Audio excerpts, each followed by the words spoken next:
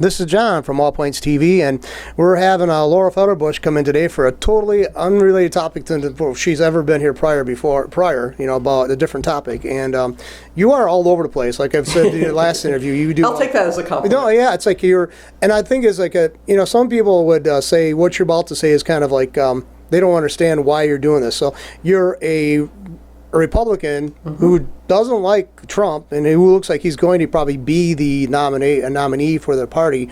And there's a girl. And not only don't like Trump, but I'm actually supporting Hillary. Hillary. So who again looks like she'll be the nominee if she isn't officially yet. And there's actually, I guess you could say you're a good company because I don't know if you knew this. You know who P.J. O'Rourke is? Do you know who he is?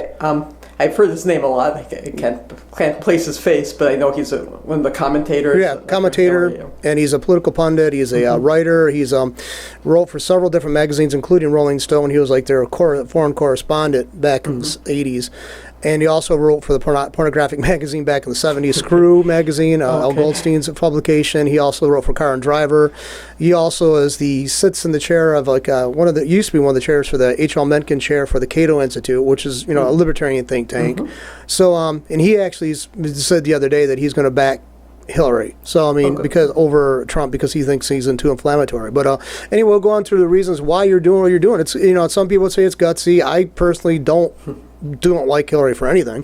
But I like to hear your reasons. This is, and I'm going to be honest too, this is kind of like nails on the chalkboard for me to even hear this stuff, because I do not like Hillary. I don't like her, but I don't like Trump. I have real issues with Trump. I don't like any other ones. Well, let's hear the reasons why that you're supporting Hillary even though you are a Republican. Okay, well, thank you for giving me this chance. I really appreciate it. And PJ, I think also the Koch brothers, as far as I know, I'm not sure if they're backing Hillary, but they did one of them made a statement that Hillary, to the effect that Hillary might be the better candidate of the two. I think their angle is that they're going to try to support conservatives, not in the presidential race, but in other races. But yeah, thank you. I guess for me the issue is, why would anyone support Trump? I just really see this guy as totally without any redeeming features. I think it's the people who do support him who should feel the need to explain themselves. But nonetheless, because I think that there are very few people who are publicly, Republicans who are supporting Hillary Clinton. I would like to be one of the few, who is doing that. And I think, Trump is just a disaster. He's an unmitigated disaster. We see that every day in the news. There's some new thing he's doing that's objectionable. Now he's saying that this judge can't be fair because he's a Mexican. He's not a Mexican. He's an American. But because he's of Mexican descent, that he can't be fair. And that's just totally un-American. America, you're supposed to, this is the land of opportunity. No matter what your heritage, you're supposed to be able to, be treated, the same as everybody else. That's blatantly racist. We could argue about what is racism. People use that word very flippantly these days. Like any criticism of Barack Obama is supposedly racist to some people. There are all kinds of frivolous charges of racism, but I think that the way that Donald Trump is treating this guy should be racist by anyone's definition. You'd have to be the most knee-jerk Trump supporter not to see it as racist. So okay, that's racist. I think he's basically just a nut. He's not a stable person. He does things that are just completely bizarre. Like at a press conference, just pointing to a reporter and calling him sleazy, or having a Hispanic reporter physically ejected from a press conference. That those things are just nutty. Telling his supporters to punch people. People compare it to pro wrestling. Well, if you watch a pro wrestling match, that wouldn't give you license to punch someone. But in a pro wrestling match, even the performers don't turn to the audience and say, you in the audience, go punch your neighbor. If they did that, I'm sure they would be opening themselves up to all kinds of liability, but that's essentially what Trump is doing. So, I think he's a nut.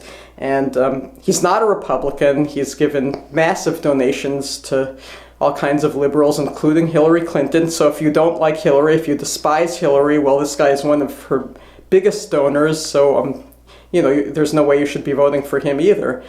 And he's definitely not a conservative. If you're a conservative, he said, "I love debt. We can always print more money." So I'm just shocked that someone like Sean Hannity, who's always preaching like fiscal responsibility, would be supporting him. No one who is for any kind of financial fiscal conservatism should be anywhere near this guy. He has a victim mentality. He's always saying the system is rigged. Anytime things don't go his way, it's because people are being unfair to him. He's not a conservative. He sees people in terms of race, like with this judge, as I just said. And he's just, he's not a gentleman. He calls women bimbos. Conservatives, I think, tend to, what does the word conservative mean? It means being very stable, predictable, disciplined, self-discipline. He has no self-discipline. So I'm sorry, I guess I've been going on a long time, but does that give you some indication? Yeah, I mean, it's like, I'm just going to interject here. I read this older biography. It came out sometime in the late 80s, early 90s about Trump. Mm-hmm. And just since I haven't read the thing from cover to cover, I jumped around. And, he said he's always been a lifelong Democrat. And he has always been, he gave money. I remember him in an interview saying, I think Bill Clinton's doing a tremendous job and all this. And then he comes back and he says that the reason why I said that is because, and there's probably some truth to this. I mean, it's like he's acknowledging basically the sleaziness of both him as well as being involved in politics and being in business. He said basically you have to play this political game. You have to butter up both sides to get what you want. And that just shows, I mean, to me, that's kind of a glaring example of what's wrong with this country is we know that and we permit it to go on. We permit this. There's no real room for real, true, hardcore ethics or a political thing based upon some kind of ideology that has any kind of merit. It's basically opportunism. Opportunism is the motivator. Well, two things I would say about that. For one thing, what does that say about him if he is giving money to someone that he claims to completely disagree with, but he's giving them massive donations? I don't think most of the people watching this broadcast would be giving massive donations to people they totally disagree with. Or if he does agree with them, then it's dishonest for him to say that he didn't agree with them. And I'm sorry, I forgot my other point. I'm sure it'll come back to me. Well, I can see I'm posting on Facebook that you are, vehemently against Trump. I mean, there's like you post stuff that's from, other postings that people have posted that are, relevant to Trump and how disingenuous he really is, how much of a fake, and I see he's a sleazeball. I mean, I say that. I mean, but then again, I see Hillary and everybody else as sleazeballs too. I mean, I have no respect for these people. They have no respect for us. Mm-hmm. And some people do say, well, he says what's on his mind. I like some of that. Okay, we all want to hear honesty and candor, but he just seems for a person who is so highly placed. He just in a high placed society and made so much money. Doesn't seem to have some kind of discipline that you and I, as a person in the trenches who actually just struggle each day to make ends meet, has to possess. Right. And I think that's, I think to have a civil society, you have to have the kind of expectation across the board for some civility. Right. And even if and let's face it, we all know that we don't say what's always on the tip of our brain, in the response. But he seems to not able to. But then again, I've seen Bush do this. I didn't see Bush do it. I didn't like Bush, but he didn't seem to have the knee-jerk reaction thing that Bush has. But I also see, I mean, not Bush, but Trump has. But also, I've seen some of that anger and that hostility come out in Hillary. I've seen it in Bill Clinton. I've seen it in Obama. They have this, and I think. I mean, I hate to say this, but I think we should expect a little bit more from the people who are supposed to be our leaders. Okay, if they can't handle it, they should simply get out. But you're right. So I don't like Trump, but then again, I also don't like Hillary. Now somebody says to you, if they're a true GOP member, Ben Diehard, and see, and think about, go back to your background, you've actually came into the Republican Party from the far left.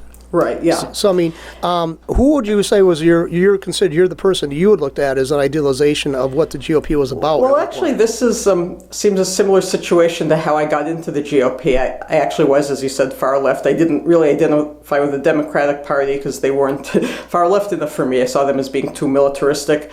But then I supported John McCain in the election against Obama. I just thought McCain was more experienced, and he had a reputation for being willing to work with the Democrats. He had just sort of been, from a left-wing point of view, sort of one of the good Republicans. And, so I sort of liked him for that reason. And Obama just seemed like sort of a newbie. He was, sort of a new guy on the scene, and people just seemed to be rallying around him just in some euphoria to support the first black president, and it didn't seem like they were really looking at things very analytically. And, so I got involved in the John McCain campaign, and sort of the more involved I got, sort of the more passionately I became sort of glued to the Republican side of things, and I thought the Democrats were very unfair to him. It's using a Donald Trump term, very unfair. Yeah, but I just became much more allied with the Republicans and more alienated from the Democrats. And in this situation, it seems like kind of a similar thing. Like I'm feeling right now, I'm alienated from the Republicans who are supporting this guy who is a creep as far as I'm concerned. And I'm finding myself listening to people like Rachel Maddow, who I haven't listened to in years, and people on the left like that who are telling the truth about Trump. So. Yeah, it's like, see, some people I know are diehard GOP members. I used to have a lot of respect for the old GOP. I really did. I think they're much more, I'll say this on record, I look at the historical scandals that the both parties been involved with, and I would say the Democrats have far more to answer to and have far more things to be embarrassed by than the GOP did. Okay, their leadership. What happens is, my observation is that and I've talked to this with people who are leaders of the Democratic Party, and they kind of agreed with me. I don't know if they do it on video or in public, but the Democrats seem to need like a hero. They always want a hero. They want someone to idealize. And that's sort of what the Republicans are doing right now. They're rallying behind this guy, or at least many Republicans, who they see as a hero. And it's, I'm sorry I interrupted you with that. No. I invite you to come here to talk about this. I definitely. See, it's a moral dilemma for me because I don't like Hillary. I don't like Bernie Sanders. Bernie Sanders to me is so far out there in La La Land, especially given, everybody says we could do all things that he wants to do if we cut back on the military. That's not going to happen. Even with Bernie Sanders in power, that seems to be out of our hands. I'm serious, and I'm not trying to say we should resign ourselves to that. Yeah, I'm glad that you're... Yeah, go on. I'm glad that you brought up the military, because that's another thing I think where I think people are rallying behind Trump without really thinking about, because he has all this stuff, America first. But if you look at some of the things he says about foreign policy, he would actually be retreating from the world and making us weaker. He wants us to have fewer military commitments and have the other countries defending themselves more instead of relying on us and other countries with nuclear weapons. And it seems to me like that would be making us not the world's leading superpower. We would just be one country out of many, and someone would certainly be stepping up to fill that void. Someone like maybe China, which Trump is always, railing against, but he would actually be enabling China and Russia to fill the void where America would leave, and I think that's very dangerous. I think Hillary is much stronger on national defense and international issues than Trump. I think she is much more of a true, America as a leader, world leader kind of candidate. Well, I can say she's had more experience in the realm of national and international politics. But I cannot say that she's had all that much success. Although Henry Kissinger, former Secretary of State under Nixon's, administration, said that she was more successful than he was. Which, I think Kissinger is an appalling individual. I really do. I think. I'm a strong American. I look at back I like to harken back to the time when the GOP was, I have no problem saying I like some isolationist principles. Now it's too hard to go back to that position after being in the forefront and everybody expecting so much from us. But at some point, I think maybe there is a point where we got to back off and take care of America's problems first and let some things go. We have military in so many nations across the world. We have military bases in God knows how many countries. I've seen varying statistics, but I think that's definitely, that money is going to support the staff there, our people on the ground there, and that's a lot of money. And we could do a lot of things domestically. I don't really like the social welfare programs, but I'd rather have the money being spent in the United States internally than I would being spent abroad on foreign invasions and nation building. So it's a hard walk to do, though. Yeah, because we that's involved true. ourselves to so much. Yeah, we don't want to be doing frivolous invasions, or for sure. But I guess I think we do need to have a very strong international military presence. Otherwise, as I said, there will be a power void, and someone, infinitely worse is going to step up to fill it. But getting into wars frivolously is a really, that's a terrible thing for humanity. I mean, war is hell, and we don't want to be engaging unnecessary wars. And of course, all that kind of thing brings us to Benghazi, which is one of Hillary Clinton's big. It's what's everyone who dislikes Hillary is going to bring up Benghazi, and I guess a few things I would say about that is. One thing, she was an underling in the Obama administration, and we don't really know what went on in that administration. We don't really know for sure which decisions were made by Hillary and which decisions were made by somebody else, someone higher up. And I don't know how many of you remember this, but the Hillary versus Obama primary was a brutal one. They really. Hated each other and engaged in, one of my friends in the Democrats for McCain campaign, she was the first one who told me about things about Obama. That she was always telling me about how his supporters were unfairly, sort of packing into some of these caucuses or primaries. People who weren't really eligible to vote were being, busted into, sort of. Thuggery, people intimidating people from voting. There was just a lot of, sort of illegal or unethical things going on, according to her. And, it was really a kind of, I don't know, maybe Obama's people would say similar things about the Hillary campaign. I don't know, but whatever the truth of it is, it was, they weren't good friends. They really, not at all. And so, so she ended up being Obama's Secretary of State, but we have no reason to assume that she agreed with things he did. And, the whole time she was Secretary of State, she looked to me like she was under duress. I mean, can you show any pictures of her smiling and looking very radiant or joyful when she was Secretary of State? I don't think you can. And, so I don't think that she was a happy camper while she worked for him. And so, maybe... any bad decisions that were made, we don't really know who made those decisions. Also, if there were some things that she could say in her defense, like at the Benghazi trials, she wouldn't have been able to defend herself because there are national security issues at stake. I'm sure she wouldn't be able to give any, really, really open and straightforward answers of what went on and why she did some of the things she did or didn't do things she did. And then the third thing is, I think someone who has some foreign policy experience, even problematic experience, is more to be trusted than someone with zero foreign policy experience, which is Trump. I mean, why should we assume that he would have, even the most minimal kind of knowledge about what to do in foreign policy? It seems like, even as a presidential candidate, he's going around alienating all our allies, like Israel and Japan and Britain. I think those are countries that he's already alienated. It's so that's the way I see things. Yeah, I mean, he's basically Trump, in my opinion, is, and let's face it, I'm gonna run because Gary Johnson just announced that he's going to be running, and he's.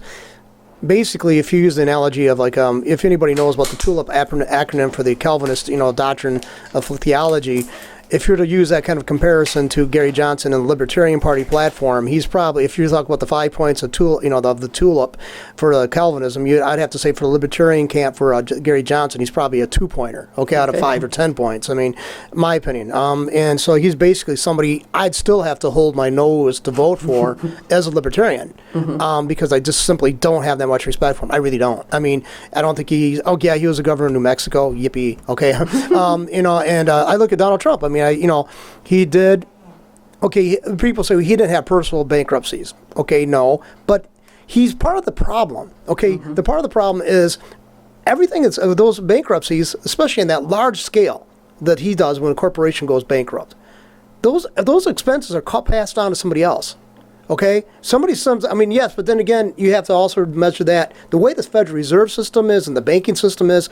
That's so corrupt. It basically puts us on the hook, us as taxpayers, to subsidize very bad ideas that might fail. And now we're on the hook to pay for those bad ideas. Right. So, I mean, so the Federal Reserve System, something's got to be checked. I mean, really addressed, but it won't because the political connections and the money that's involved, if you actually suggest that you're going to be vilified by the major press as a whack job, if you don't want to address those issues. So, I mean, and so, but the thing is, one thing that Trump has made, if somebody's actually good at reading between the lines, that there is this corruption going on. There's this totally corrupted, perverted system that should never have been put in place. And he was basically trying to say, and I'm not making sympathy. I don't have sympathy for him. You know, I mean, he's a multi-billionaire. So, but he's basically acknowledging a real fact. I mean, a very basic fact. And there's this corruption that goes on. Everybody wants job creation, but they want to vilify the job creation. As soon as you get a job, everybody turns around and hates the person that gave them the job. I mean, but you got to have risk. You know, there's going to be risk for any kind of business, especially with the foreign competition we face. So, I mean, he's acknowledging that, even though he should address that as in a very non-inflammatory way. And he should, and see, he has this immaturity that I find appalling and terrifying. But I don't see Hillary ever doing anything in her life other than marrying Bill and has somewhat of a mediocre role as being the Secretary of State. I don't see her doing anything significant on her own. I don't really, I can't fathom people say, well, it's time for a woman. That's a weak argument. That's a very weak. That's not an argument that I'm certainly not going to use that argument. Well, she was a senator though, and she was a Secretary of State, and now she's a candidate, and we can just examine how disciplined she was in any of those roles, what her temperament was. And we don't have Donald Trump being a senator or a Secretary of State, but we can observe his performance as a candidate, and we see him having none of the necessary restraint or temperament necessary. And one of the things that you brought up just now was third-party candidates, and I'm so glad that you brought that up. A lot of people who are Republicans or conservatives are looking to maybe a third-party candidate or sort of the Never Trump campaign, which maybe doesn't necessarily endorse a third party, but they're just not going to vote in the presidential race. And I don't really see any of those as a satisfactory option.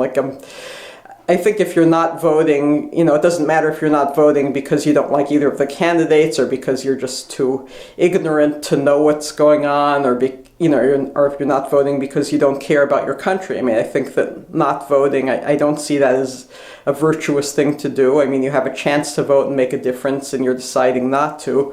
And I really don't think there's any plausible argument to say that Hillary Clinton is just as bad as Donald Trump. I mean, she isn't. And there's this, voting third party. Well, okay, you might feel good about that, but it's, your third party candidate is not going to win the election. I'm sorry to break that news to you. They're just not going to win, no matter how much you like them. And so the only thing you're going to be doing is taking votes away from one of the other two candidates.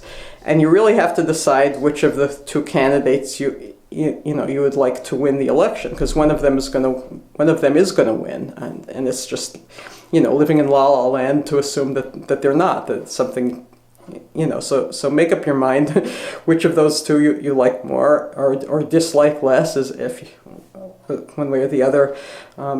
It just really amazes me, all these people in this Never Trump. I'm Facebook friends with a lot of them, so I see all their posts.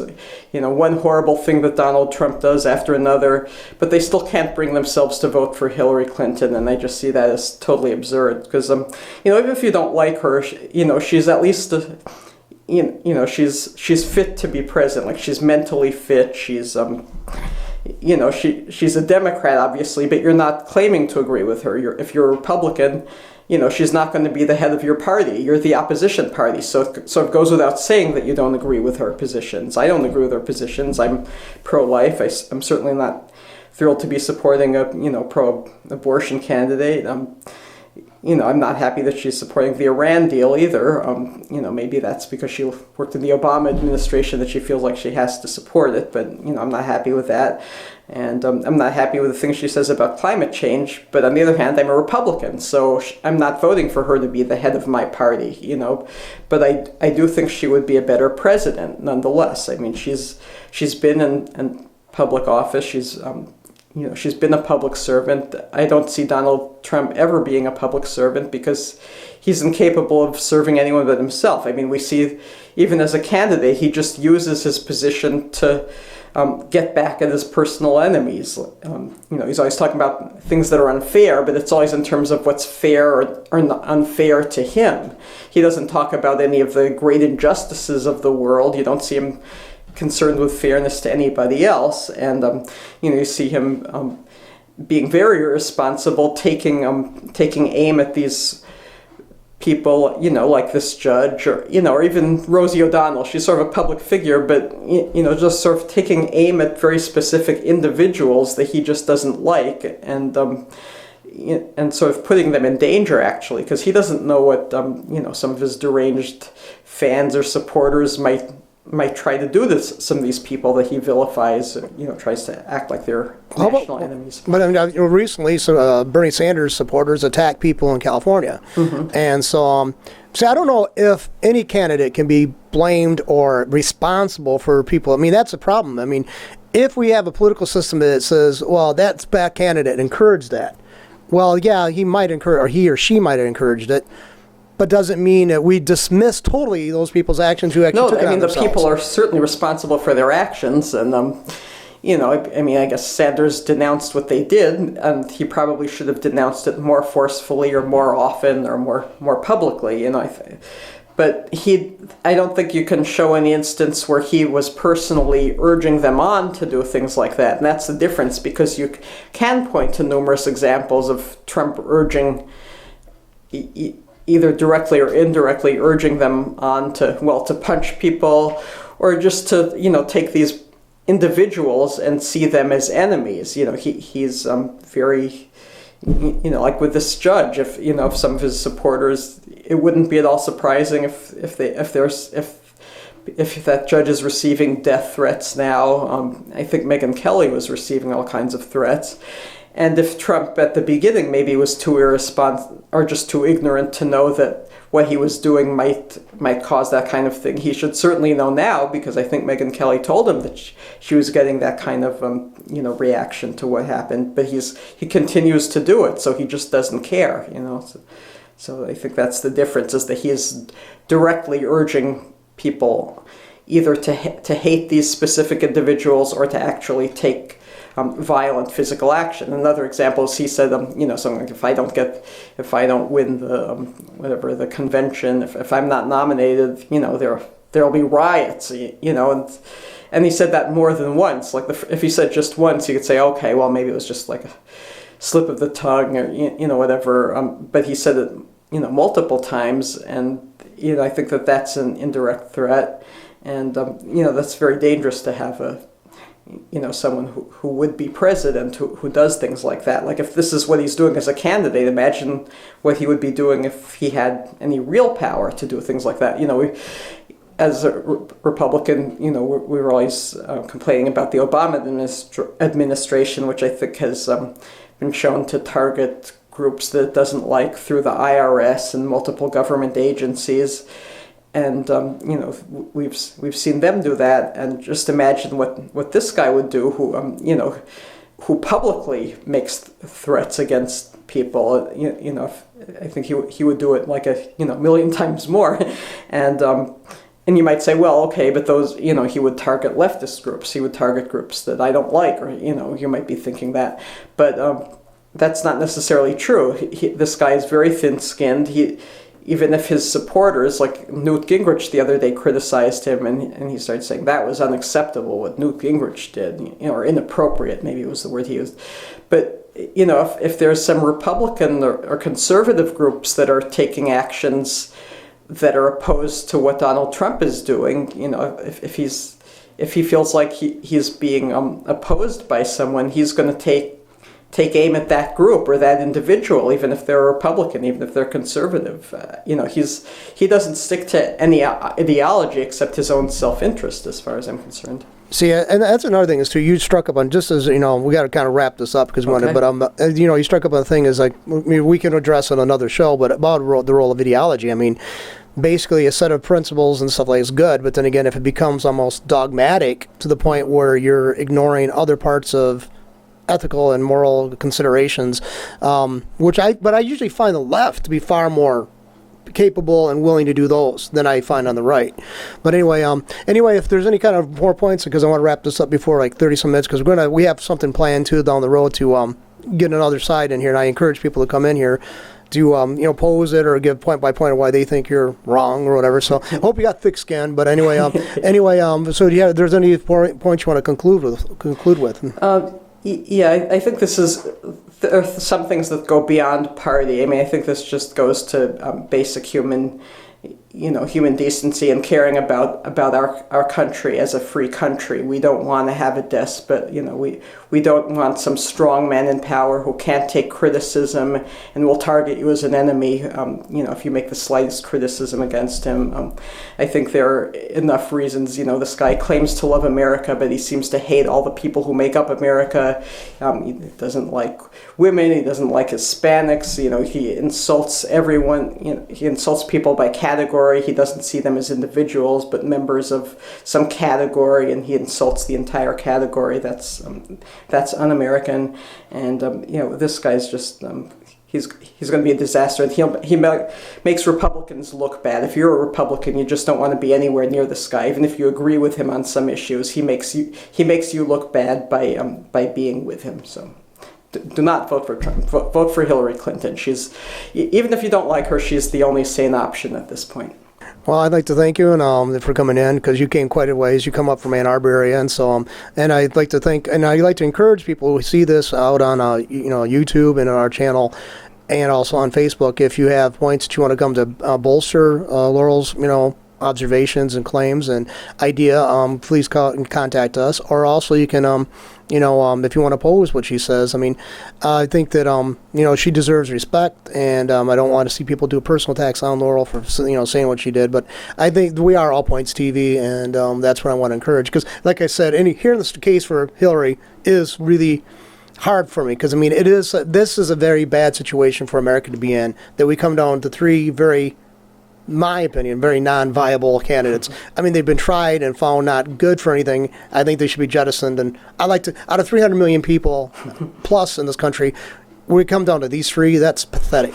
We have more job applications who are more viable for jobs at McDonald's and Burger King than we do for these people. And I mean, with the people we have currently running, in my opinion. So, but thanks again, and I encourage people to come back, and like I said, contact us to come in and do a show on pro or con to in opposition to Laurel, or in support of. So thank you very much. Thank you.